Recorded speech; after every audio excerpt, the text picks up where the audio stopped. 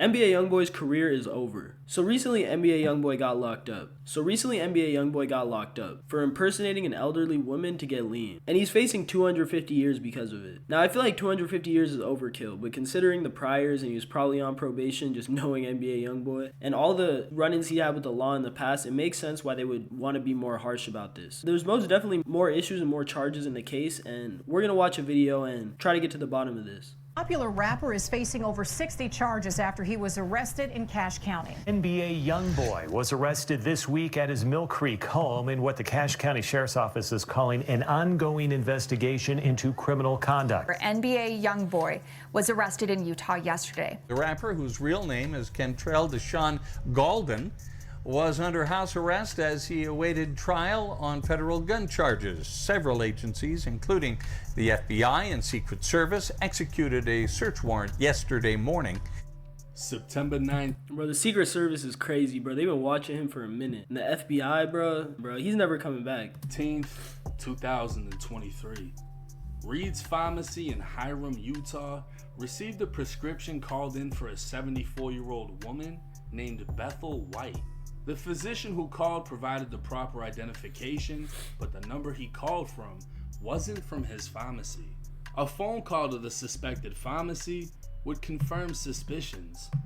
The pharmacist didn't have a patient named Bethel White, he never called in a prescription, and apparently someone's made several orders using his name that day. The prescription was for an antibiotic, as well as promethazine with codeine, a Schedule 5 controlled substance, and one of the most abused and sought after drugs in hip-hop.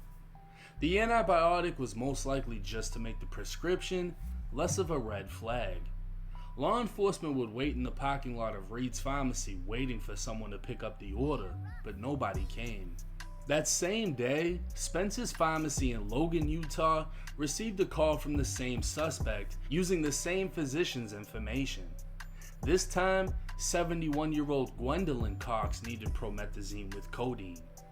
2 weeks after the prescription was called in, a female came and picked it up, stating Gwendolyn was her grandmother. The following month, Spence's Pharmacy received a second call requesting more lean for grandma. Spence's obviously realized the 71-year-old didn't just drink a whole bottle of syrup in less than 3 weeks, so this time they requested a hard copy of the prescription with the patient. The old woman is so telling, bro, because the people who get these profiles, bro, to get prescriptions and stuff like that often get old people's information, because those are the people who respond to spam emails. Never respond to spam emails or spam calls, bro, because they could get everything off of that. But yeah, man, this is horrible, bro. And I don't know why he would involve himself, especially firsthand, in a situation like that with all the success he's had. He got someone do it for him. So the suspect on the phone hung up the call. Spence's Pharmacy attempted to call the number back after looking up the physician's name, only to make contact with the real physician, finding out someone's been fraudulently using his credentials. On January 17, 2024, a fraudulent prescription was called into Larry's Pharmacy in Smithfield, Utah. It was the same deal. Another elderly woman wanted lean, and when things looked suspicious, the pharmacy called the police. Bro, again, another elderly woman, bro. That's what I'm saying, bro. I really hope he didn't have his hands on that, bro, because that's going to be hard to disprove in court. But someone that successful should have a network of people to do that, if he needs to even do that, bro. And I don't condone this at all, anything, bro, but if you're going to do something like that, you might as well have a network of people work and do that for you, so you don't have to put your hands on it. Bro, because it's this is bad. 250 years is a lot of time, bro. And aggravated identity theft, I feel like that would be a maximum of 30 years. But I guess on house arrest, bro, they're gonna try to lock you away forever. An agent assigned to the Cache Rich Drug Task Force would conduct the initial investigation. Obvious similarities between the reports from the different pharmacies would lead officers to devise a plan. Contact would be made, and 2 females would arrive at Larry's Pharmacy to pick up the prescription. They'd be detained, and officers would smell a strong odor of marijuana coming from the Chevy Tahoe they drove in. With the females consenting to a search, marijuana flakes would be found around the interior, along with an empty handgun case for a .45 caliber 1911. Bro, oh my god, bro. Why would you consent to the search, bro? That's insane, bro. That's #1 rule, don't consent to the search. They'd claim the marijuana wasn't theirs, and they were picking up a prescription for a friend that they refused to name. The two women would later be arrested for their role in the prescription fraud ring, and officers would discover the Chevy Tahoe they were riding in was registered out of Texas under a 24-year-old man named Kentrell Galden. Bro, those women got to get fired for consenting to the search and then speaking on what they were doing. They didn't have to tell them any of that. They didn't have to say, yo, we're finna go pick up a prescription. They didn't have to say, hey, man. None of that, bro. They didn't even have to let them in the car, bro. Kentrell would be more commonly known as rap superstar NBA Youngboy. One of the task force agents would be contacted by dispatch and informed that none other than Gwendolyn Cox needed to speak with him. During the conversation, she'd state her last name was White instead of Cox, and she'd give her birth month and date, but couldn't provide the age and wouldn't provide her address.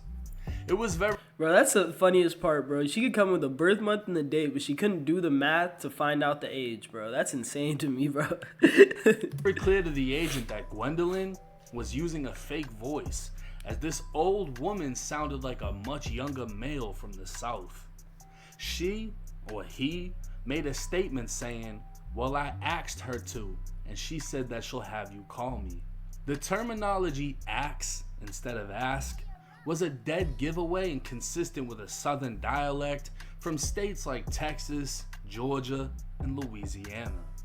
The following day, a person who self-identified as NBA Youngboy's business manager attempted to contact the drug task force in an effort to get the Chevy Tahoe out of the impound.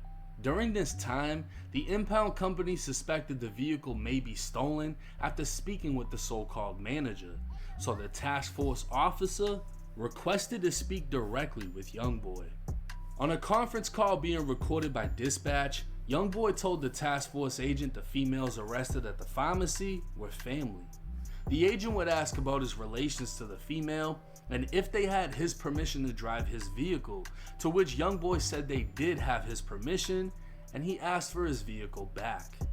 The agent would tell Youngboy how to get his vehicle back, and the conversation would continue when Youngboy said, ask him about the prescription that they picked up. The agent would tell Youngboy how to get his vehicle back, and the conversation would continue when Youngboy said, ask him about the prescription that they picked up.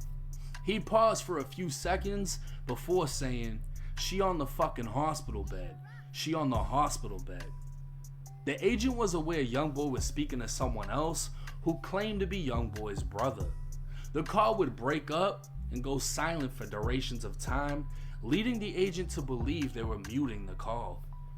Bro, oh my god, bro. That is horrible, bro. They were muting the call, having conversations back and forth with the agent, bro. The agent on the other phone, bro. You're cooking yourself, bro. Like, this entire thing, bro, it's just like, this is exactly how not to move if you're gonna do some crimes. Speaking about prescriptions without being asked, showed he had knowledge of the fraudulent prescription the females attempted to pick up. Bro, why would he ask that question? Bro, see, people gotta stop talking sometimes, bro. It would also prove intent, as Youngboy attempted to further the prescription fraud by stating, she's on a hospital bed, referring to the fake patient. Youngboy would also slip up, using the word ax instead of ask, the same way the fake patient Gwendolyn did on the phone. And at this point, it would appear obvious NBA Youngboy was pretending to be a 71-year-old woman in an attempt to get lean. The drug task force would speak with the physician whose name was being fraudulently used, and a report for how many prescriptions were successfully picked up would be made. Ann White, Beatrice White, Caroline White, Gwendolyn White, Alice White, Francine White, Francine Taylor, and Gwendolyn Cox were all fake elderly women whose names were used to pick up different amounts of codeine, sometimes repeatedly. Surprisingly, NBA Youngboy's own name, Kentrell Galden, will be used with a birth year of 1953 to pick up a 7-day supply of codeine. Bro, that's crazy, bro. Okay, first, they were all fake people. These people didn't exist, bro. These weren't even profiles. Or these were just made up people, bro. And then second, he used his own name, bro. Nah, bro, he deserves all the... You slip up that big, bro, you deserve to go to jail. You gotta learn your lesson, bro. There's records of everything, dog. You're famous. Bro, if they looked up your name, that's who they would see, bro. A juvenile would be apprehended at the pharmacy after attempting to pick it up. But yo, no, imagine like somebody calls in for a prescription, you look up their name and it's NBA Youngboy, bro. Man, that's insane. Additional calls were made using Youngboy's real name and real birth date by someone in Houston, Texas. Somebody needs to be fired. A lot of people need to be fired. Those women need to be fired. Youngboy needs to fire everyone in his network, bro. It was discovered the same white Tahoe registered in Texas that the females were arrested in could be seen in one of Youngboy's music videos. Further investigation into Youngboy was conducted after he was identified as the primary suspect. Rental cars exist. Rental cars exist. You never have to do something like that in your own vehicle, bro. Especially if it's in a music video, dog. Rising from the trenches of Baton Rouge, Youngboy is documented to have lived in Louisiana, Texas, Georgia, California, and Utah. He's also currently on federal pretrial probation as he awaits trial for a federal gun charge for possession of a firearm by a convicted felon. The rap star's criminal history is not only extensive, but violent. Back in 2016, Youngboy was arrested on 2 charges of murder in Louisiana as a juvenile. The charges were eventually reduced, and Youngboy would be convicted of aggravated assault with a firearm, while his second charge of attempted murder was dropped entirely. This conviction alone would make him a convicted felon. In 2018, he'd be arrested for aggravated assault and kidnapping, with the kidnapping later being dismissed. Youngboy would plead guilty to a lesser charge of simple battery, resulting in a misdemeanor conviction and 12 months of probation. In 2019, Youngboy would be arrested for marijuana in Georgia, and in 2020, he'd be arrested in Louisiana for possession of a firearm by a convicted felon, distribution of marijuana, possession of a controlled substance, illegally carrying a weapon, illegal possession of a stolen firearm, and possession of a controlled substance. In 2021, the feds would indict Youngboy for his Louisiana gun charge, and 3 years later, he'd still be on pretrial release. Youngboy has been identified by the FBI as the leader of the NBA Street Gang. The gang itself is a group of Youngboy's associates that have been classified as a gang because of their structure, affiliation, and violent behavior.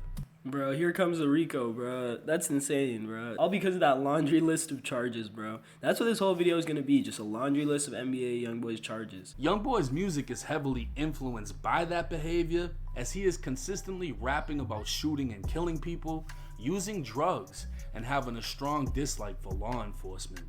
The rap star currently resides in Huntsville, Utah, within a multi-million-dollar mansion he's named Gravedigger Mountain. With an ankle monitor, Youngboy needs approval to leave his home for any reason, to the point that it doesn't even matter if it's a doctor's appointment.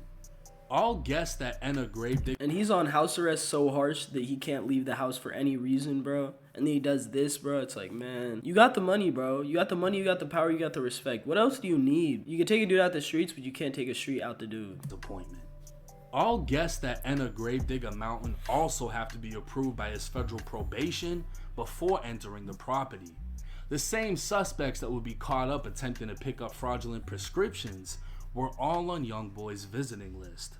On April 16, 2024, a search warrant was executed on Gravedigger Mountain. Everyone within the mansion was detained, including Youngboy, and after being read his rights, he agreed to an interview. Youngboy was asked about the presence of firearms inside of the home. He said a gun belonging to his wife was inside, and Youngboy was asked if he ever handled the gun or if his DNA would be found on the gun.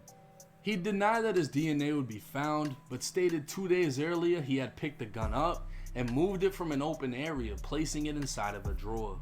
Bro, what's the point of saying that, bro, if your DNA is not going to be on the gun, bro? He'd claimed that was the only time he touched the gun, further stating his wife always has the gun within reach throughout the house. Youngboy was asked about prescription drugs in his house, and he'd state he has a prescription for promethazine.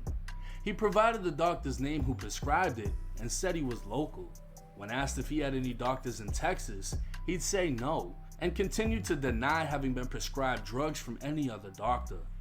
When asked about his associates picking up fraudulent prescriptions, he claimed to have no knowledge of their activities. He confirmed his association with 3 of them, and when confronted about the call with the agent, he stated he didn't remember, making suggestions the agent likely spoke with his dad.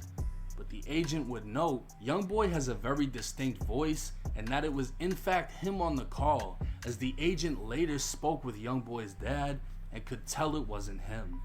Youngboy was interviewed further but continued to be deceptive and deny knowledge of anything illegal. During the search, law enforcement found a prescription bottle inside Youngboy's bathroom within the master bedroom. The bottle was prescribed to Caroline White, one of the fraudulent names. Bro, he didn't rip off the sticker or none of that, bro. That's crazy. An antibiotic would be found within Youngboy's name, but with the birth date from 1955, and another bottle of promethazine would be found without a label. A handgun Youngboy admitted to possessing would be found within the master bedroom closet, with an empty magazine and 1 round loaded in the chamber. 3 more bottles of promethazine would be found inside of the home, and all electronics was seized. NBA Youngboy would be placed under arrest and charged with possession of a weapon by a restricted. They got the electronics, bro. It's cooked. It's cooked for Youngboy, bro. Youngboy's done, bro. They get the electronics, it's over, bro. NBA Youngboy would be placed under arrest and charged with possession of a weapon by a restricted person, pattern of unlawful activity, 20 counts of identity fraud. Bro, 20 counts, bro? That's insane, bro. 20 counts of procuring or attempting to procure a drug prescription, 20 counts of forgery, and possession of a controlled substance being marijuana or spice. Now, while it sounds like Youngboy clearly has a drug problem and was using his team to obtain them, how serious are his actual charges? For possessing the weapon and the pattern of unlawful activity, he faces up to 15 years each. Both fraud and forgery carry up to 5 years in prison, while trying to get a prescription carries up to a year.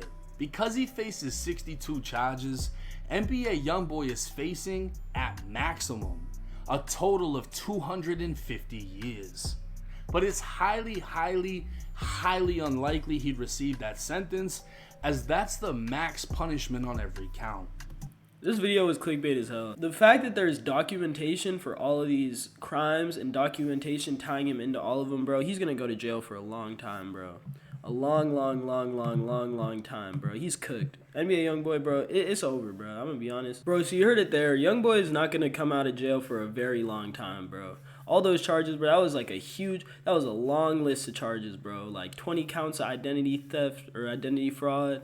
20 counts of forgery, procuring drugs. Man, hey, man, I pray for Youngboy. I hope he gets out of this unscathed. Or not unscathed. I hope he gets out of this okay, bro. But, man, he's going to go to jail, bro. I hope not, but, man, I think he will, bro. It's a lot of documents, bro. A lot of proof, man. But, yeah, I hope y'all enjoyed this video. If you did, watch this video on something.